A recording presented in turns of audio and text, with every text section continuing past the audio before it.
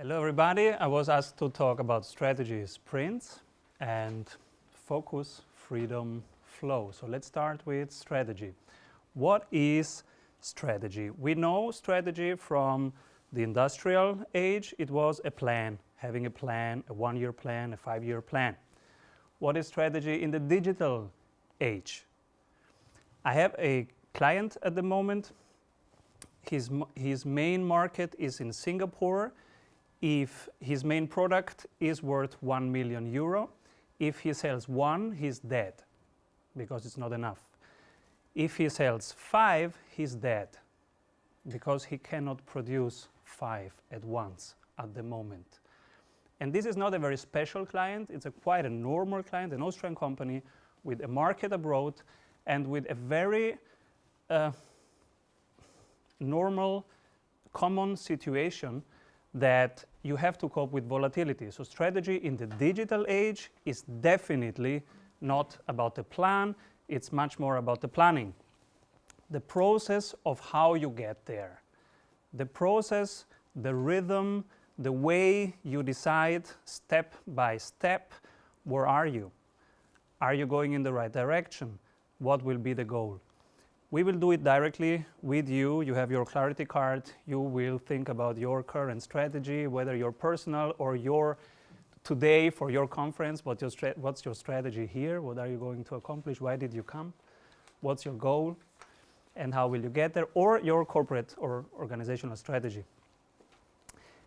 I like to think about strategy like I'm swimming in open water and usually my head's down. I don't see where I'm swimming, but I'm swimming. So the whole week, usually I'm swimming. I'm doing my operations. I have to do this, I have to call that, I have to write this, I have to do that.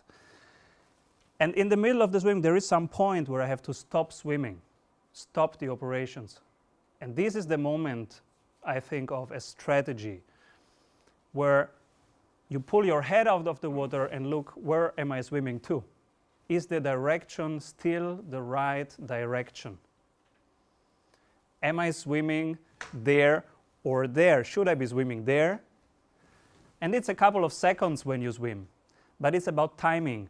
What's the perfect moment to pull your head out of it? It's about the waves. If the wave's too high, it's not the right moment. If the wave is too low, it's not the right moment. So when will you do it? How often will you do it? Every corporation has to find her own rhythm and pace and way of doing it, but you need some kind of process. If you don't do it, you are stuck in operations. What happens when you're stuck in operations? You do work, but you don't do your business. Like I'm a freelancer. If I do my work during a big project, so I'm doing, 10 hours a day, making this client happy, that's not a strategy. That's the perfect recipe for a catastrophic end of my business. Because if I only do my current client, I'm not building my business of the next year. So I will have to find a pace of my own, which currently is 10 hours a day, I make my client happy, but 2 hours a day, I build my business. So I create the future of my company, 2 hours a day. And that can vary, but you need a kind of process to review that, to track that, and to find your personal rhythm. That's what we're going to talk about. And the second word is sprint. What's a sprint? A sprint is a dedicated period of time where you do only one thing. And you do it until the end. There is a general misconception that sprint is about speed. It's not about speed. Speed is not always helpful. It is in a very specific situation, it's helpful, but not in every situation. But focus is what you need to navigate the digital ages. Because big data means all the data is available. Every possibility is available. If you have a phone, you can start every company you want right now. And you have a phone. If you have a phone, you are a marketing agency right now. You are a publishing company right now, if you have a phone. You are what was a television company. You are a television company right now if you start a YouTube channel? How many of you have a YouTube channel? Okay, okay. You can broadcast your ideas directly to 6 million people. You don't need intermediate people in between. So why don't leverage the full potential? Let's make an experiment. I'm going to ask you to raise your hand as high as you can right now. Okay, hold it, hold it. And now, much higher. Exactly, exactly, exactly. What happened? Changing strategy. Changing strategy, exactly. From tactics to strategy, to a real strategy. This is we know exactly what happened because we do it every day. We don't go full in. We can have a YouTube channel, but now let's see what the others do. Let's them make the most errors, and then let's learn from their errors, and then I start. Then I will start. When the moment is right, I will start, right? When will you start your YouTube channel? When I have my strategy. When will you start? Yes, when I have my content. When will you start? When I have my corporate identity done well. When will that moment be? Never. Because it's never going to be the perfect moment. And even the perfect moment can be the wrong moment. This is paradox. So the right moment can be the wrong moment. Imagine you are on TV, this old thing that we were watching 10 years ago. And there is this show with the buzzer. So he is asking you a question, you want to answer it, you can win money. So you want to get the answer right. When are you going to buzz? You don't know the answer. Are you going to wait until you know the answer and then, why not? It's definitely too late. So when's the right moment to do it? When I think I will have the answer when the guy asks me. Yeah. Perfect. So the perfect timing is the wrong timing. Start at the wrong point. And start small, but start fast. And jump in a way that you cannot go back. Because then all your systems will accelerate. They will step up. So I push. I don't know the answer. What happens now? I have 3 seconds until moderator says my name. In these 3 seconds, with a long name, I have 4 seconds maybe. And in these 4 seconds, all the systems are gearing up. So they're coming. Boom, boom, boom, boom, boom. And my cognitive system, my biological system, all the systems are firing up. And this is where I am fully alive. And this is where magic can happen. And I come up with the right idea. Of course, it can go wrong. But in the digital age, it's about creating safe experiments and running multiple fast experiments at once. We will talk about complexity and see why it's the only way that you can manage complexity. Focus, freedom, flow. With these 3 ingredients, we can navigate the digital ages. That's the hypothesis. Let's see. I think we are trained to do this, like the industrial age school system. Hello. The industrial age corporate environment, it's this. The industrial age, even team behaviors, teams that behave like they were a corporate environment, even if they are a startup. But I don't think that this is the reality you are in. I think the reality is this one. So it's better to have small, flexible teams at the moment for most tasks, not for every task, but for most tasks, it's about getting small and getting flexible, right? So it's about smaller and smaller and smaller, and you don't know what the answer is. Sometimes you don't even know if the data you have is reliable. So goodbye, industrial economy. Hello, the new economy, which I call the connection economy, because there is no intermediate person anymore. I don't need a marketing agency anymore to talk to 6 million people. So I can directly connect. I can. But how do I do it? And if you need a little bit of data about what's happening right now and why the internet changes everything, in these 60 seconds, in this very minute, we are sitting here. What's going on? There are at the moment around 156 emails sent. Facebook logins, 0.8 millions in this minute. And Snapchat videos that are being watched right now, 7 million. That's not surprising. But if you look at the pattern of growth, there is something interesting going on there.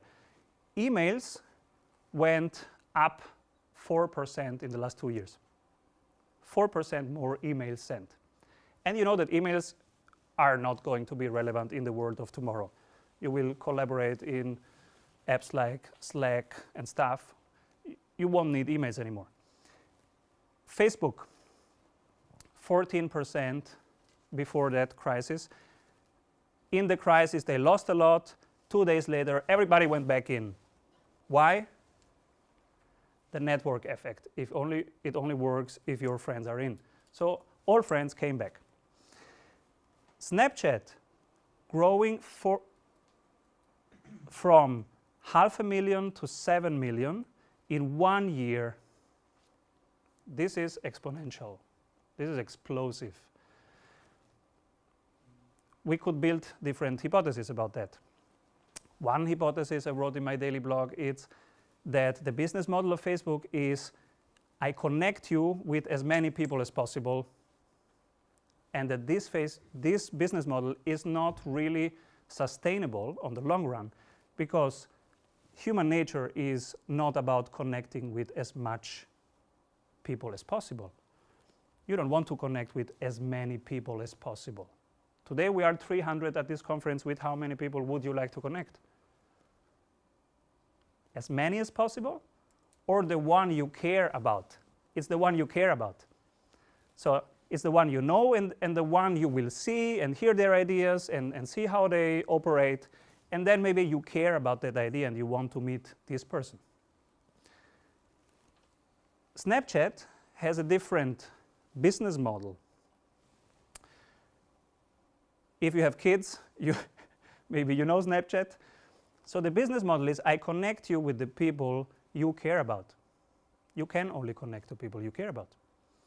It's not about maximizing connections, but it's about the relevant connections. And I think this is a major differentiator of all the business models in the digital age. Many are going terribly wrong, where they think they have to go big and bigger. I think it's about going small and smaller. What's your minimum viable audience? What is the minimum clients you want to have? What's the minimum revenue you need to have? I think that's a much better thinking to craft a strategy for your digital ages. So this conference is a perfect example for connection economy. Why did you come here? We were talking yesterday. Why do they come? So many people. Why do so many people come to a conference? We don't know, but we had a couple of hypotheses. And one was about connecting to ideas, connecting to people. And you can connect to people today. Not to 300, but you could connect. There is people, they say 150 is the number you can really care about, the Dunbar number. You can really care about 150 people. You can meet them, you can have a real interaction, a real relation. Maximum 150. But what would you need to connect here at this conference or out there in these loud markets which are overpopulated? I think you need clarity, and that's why in a moment you will do the clarity card for yourself. So an unshakable core of inner clarity. I know who I am, I know what I stand for, and I know what I not stand for. And I know what my goal is, and how it feels, how it looks, how it feels, how does it smell when I'm there. Because this is my true north. Without that, I will lose myself in the waters. I will lose myself swimming. There's so many opportunities. The second thing is I will need courage to connect. Because connecting is not just sending your CV, sending your invitation, sending your friendship invitation to somebody. Connecting is about going into vulnerability. I show myself. I really tell you who I am, where I'm going, what I stand for, what I not stand for. And I risk a lot. I give my best. But you can criticize me, of course. You will find errors. But do I close? In the industrial age, I would close. In the digital age, I wouldn't. I would open. I would go for transparency. I would go for vulnerability. I would go for documentation of what you do instead of creation. And generosity. Give it away. You can say, I am the best, but you can also say, I have something that could help. I share with you my best tool. I brought something with me. I see that you need this. Can I help you? I think this is still the most relevant part of connecting in the digital age. And let's try it out. First thing, your inner clarity. While I tell you a couple of questions, take notes on your clarity card about 3 things right now: your purpose, your strategy, your tactics. You can apply it to yourself at this conference. What's your goal? What do you want to achieve? And how are you going to do that today? You can apply that to your corporate situation at the moment, or to your new business idea that you are thinking about and you want to test it today with other people. So it's a very simple structure. I'm 13 years in strategy consulting. I had very, very complicated and complex models, but this is my favorite and the one that's the most helpful, and it's so basic, and that's why it's helpful, because it keeps you focused.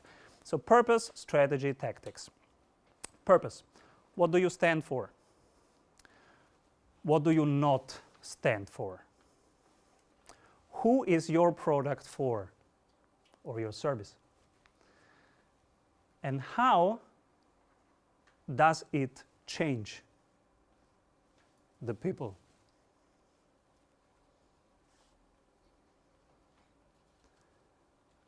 Write down your first idea about that. If you have no idea, make a question mark. It's also very helpful. Then you are programming your mind to scan for that in the next days.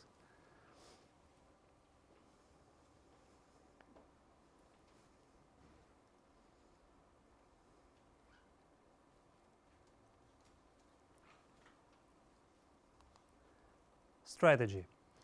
How will you become a category of one? So how will you get rid of competition? Because if you think too much about competition, you are not focusing on what's relevant to you. Also, it only makes sense to craft a strategy that goes for number 1. There is no sense in being number 3 in the digital ages. Of course, one goal is you want to rank in Google very high. Yes, you want. You should, if you want to be found. But there is no sense in being found on the second page of the Google search. You want to be on the first page. And how can you do it in a crowded market? You can only do it by differentiating, by being who you are, because there is only one that is you. So that's a category of 1. If you come from that place, you have no competition. If you go into competition, you will have price problems. You will get into a commodity market. You don't want to get there. How will you decide when faced with 2 attractive paths? There is a technique, it's called rules of thumb, where you say this even over this.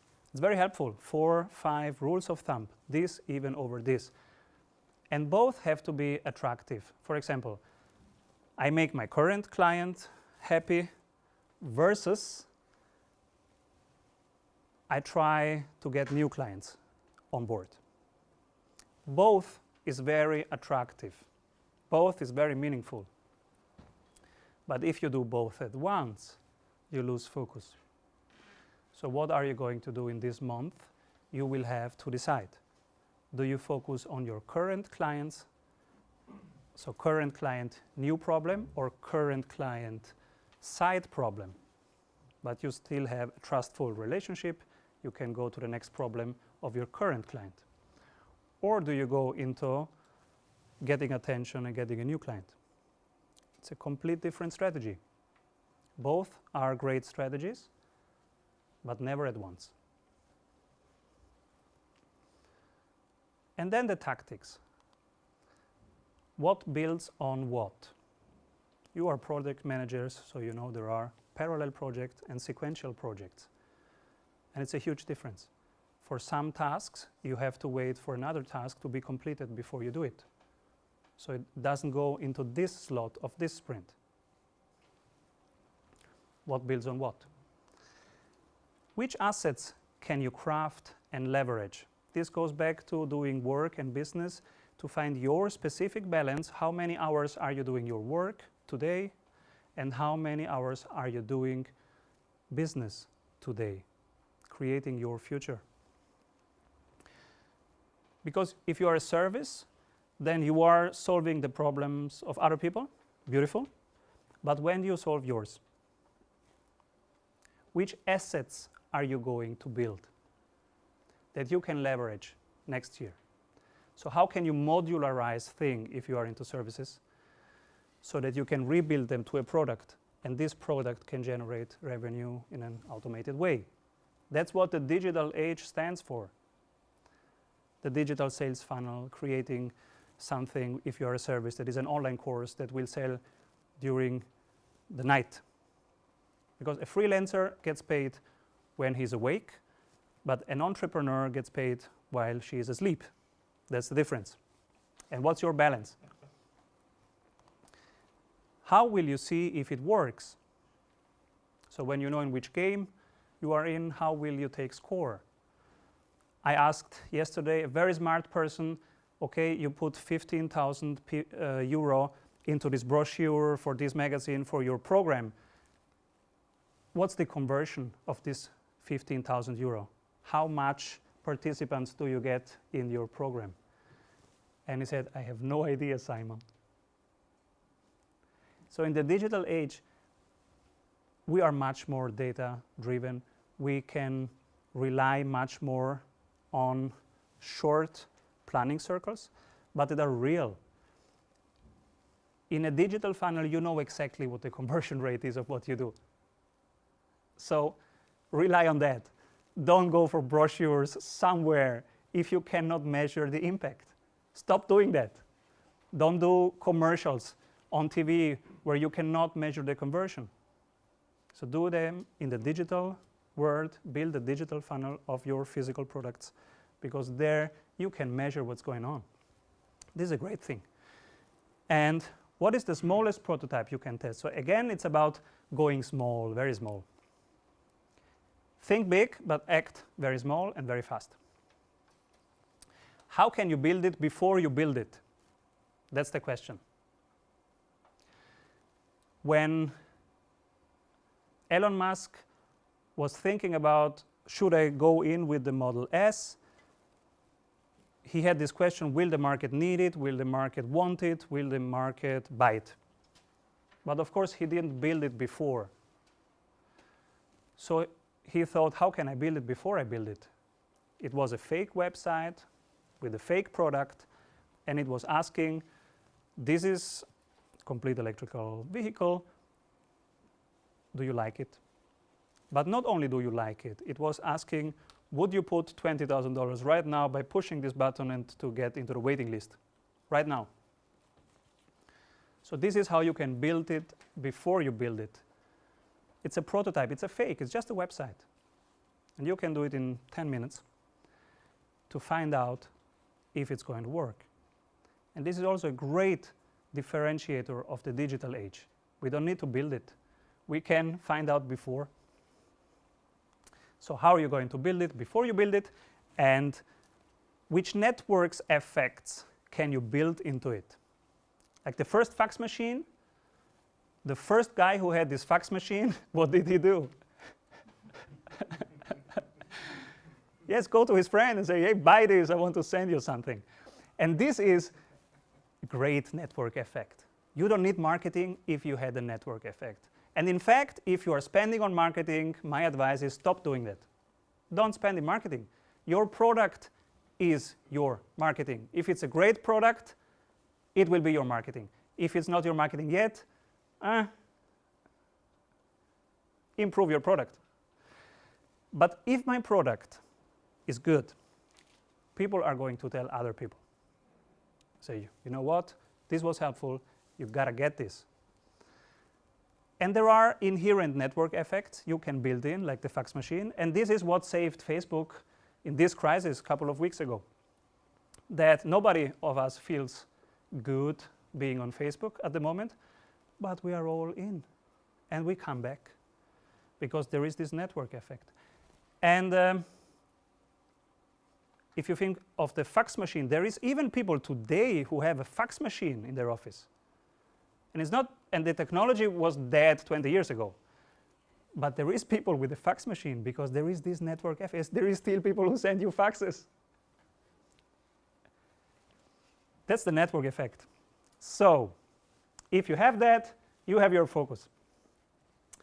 And where you have question marks, it's even better. You will program your mind right now when you go running tomorrow, when you are in a cab, where you are stuck in traffic, you will think about that. And this is a good question to think about. We said focus, freedom, and flow. So we have the focus part. Why do we need freedom? I come from the sciences of self-organization. So my hypothesis and my belief is that the most effective and efficient way of organizing is to self-organize. So don't say people what they have to do, but give them the possibility to organize themselves. Why? Because you leverage the intelligence of the system in a much higher level and a much denser level than you can. You cannot overview everything. You cannot take the best decisions anymore. There are too many possibilities and they are changing too fast. So freedom is everybody can work from everywhere. You can do it wherever you want, how you want, whenever you want. I don't take score of your time when you are working. I don't need to know when you are working. I just need to know what the impact is and if you need me. That's it. Do you know what you're doing this week? Do you know what you're doing next week? Are there any obstacles that I need to remove? That's everything I need to know. And we will check in on Friday or on Monday about that, but you can do it from everywhere. You can say yes and no to projects.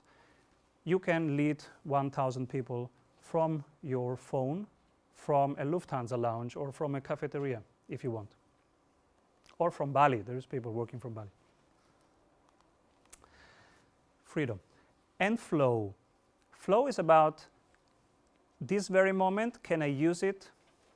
There is a possibility right now. You are asking me, hey, how would you do an agile transformation for my banking business? I have a phone. I can go to my documents right now after the speech, and I can tell you what's my take on it and what my impact is and how I would do it, because I can find my documents with 2 clicks. I'm talking every week to people who say, I cannot do it right now because I'm not on my computer. These times are over. If you have to go to your computer to get stuff done, to write something to end, then you have the wrong setup. You just need a cloud and a phone. It's great to have a computer, but you really need only a phone to work, to get work done. It's more comfortable on the big one, but Kairos is the God of the digital age, and not Chronos. It's about taking the opportunity right now when it's here. Discuss with your neighbor, how are you doing in focus, freedom, and flow, and what could be one experiment that would bring you 1% further. Not 2%, go very small, 1%. What could be something in these three areas that could bring you 1% forward? Discuss with your neighbor.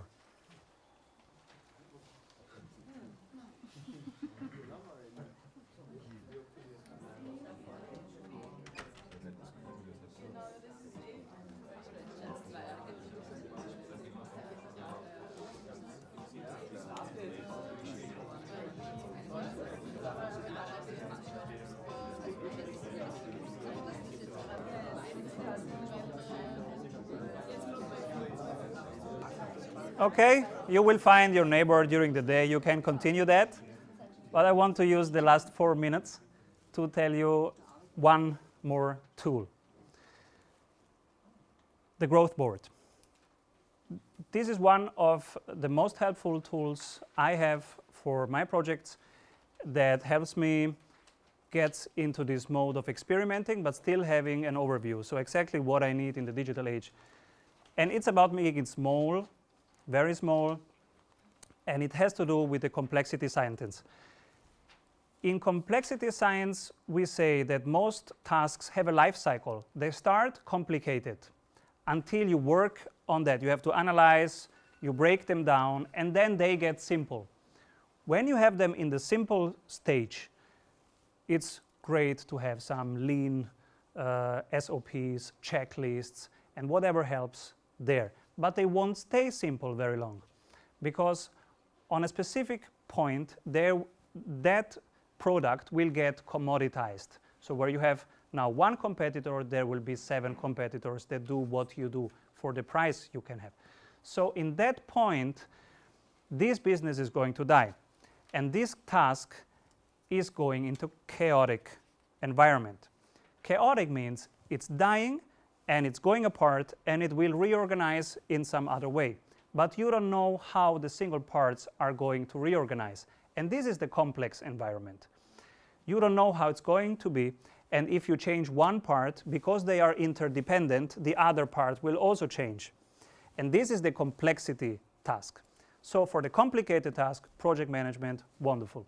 For the simple task, checklists, standard operating procedures, Lean, Six Sigma, whatever. For the chaotic task, you just act. You don't think, you don't analyze, you act, but it's only a transitional stage. You don't want to be there. You don't manage that, you escape that by acting. And in the complex realm, you have to run multiple experiments at once. Let's deep dive the last 2 minutes into this complex realm, and what can you do? So if you want to set up teams that work like this, how can you do it? There is a framework which I use in a current project. I'm working with a client, an Austrian client. They produce big machines that work the earth, basically. And so these big machines, they had one competitor for their main product 5 years ago. And last year, they had 8 competitors for the same product. So they can bring you the same solution for the same price. That's a real problem, right? So this part is in chaos, and how will they regroup? So they have to change from producing a product to becoming a solution provider. It's a major change. And we came together and said, okay, how can we make it small? So let's not do one pilot for 12 months, investing 100,000 euro. Let's make it as small as possible. How can we make it small? So we took as many people as possible from the organization. We built some teams. I'm coaching these teams once a month. And they built hypotheses. They collected data, they built hypotheses, and they think about first small experiments. And they try to start experiments right now. So we meet once a month for 1 day. We start discussing. And when the first idea comes up, how this hypothesis could be validated or invalidated, I say, okay, stop discussing right now. We take this experiment card that you see there. How can you test it? You have an idea for a solution. Okay, let's stop this discussion right now. How can you test it? So write it down. And they write it down there. So the person who says, I have an idea, gets not interrupted by the others who usually would say, we tried this 10 years ago, that won't work, it's too expensive. So I ask only one question, how can you make it small? How can you test it next week? And they write it on the experiment cards on the blue side, which is the doing side. And it says duration. It says duration. And it says currency and threshold. And the duration will be something between 2 weeks and 4 weeks. In 4 weeks, we will review. So we try to make it as small as possible, the smallest entity. And they just go and do it. So if it's 5 people, they have 5 experiments until the next meeting. And you see the difference to a normal meeting where you come together, you discuss, nothing happens, you discuss, nothing happens, you have coffee, and then you go home. That's the difference, right? So these people in between, they are really working. They're really doing stuff. And at the end, talking about risk management and the buzzer moment. So you start when you don't know, and you make multiple parallel experiments.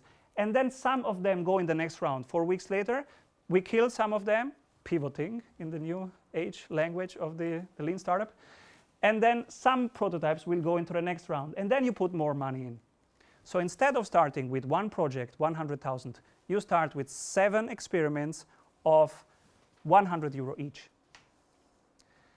And if they come to the next round, then you put in 15,000 and you make it bigger.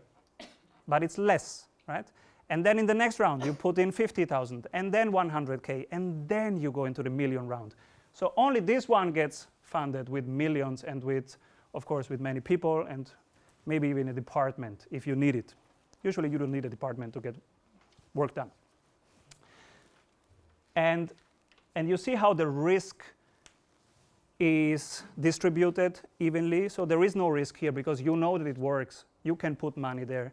You can put focus into that. You can say to people that this is priority number 1. So this is the way how you can have the overview. How many minutes do I have? 0. So, and this is the experiment card where you can say, whenever your people say, I have an idea, say, okay, let's stop discussing right now, write it down. How can you test it? How can you make it small? Write it down on the blue side, put it on the wall. Do it for 2 weeks. Then we see each other again. Then I will interrupt you. After 2 weeks of swimming, then I will interrupt you. And then we will talk about it. And if it's invalidated, okay, we go to the next one. And if it's validated, we will make it a little bigger. And this could be one way of navigating the digital ages maybe. If you want to know more, I have a daily blog where I talk about that, or you can find this and many other things on strategysprints.com. Thank you very much.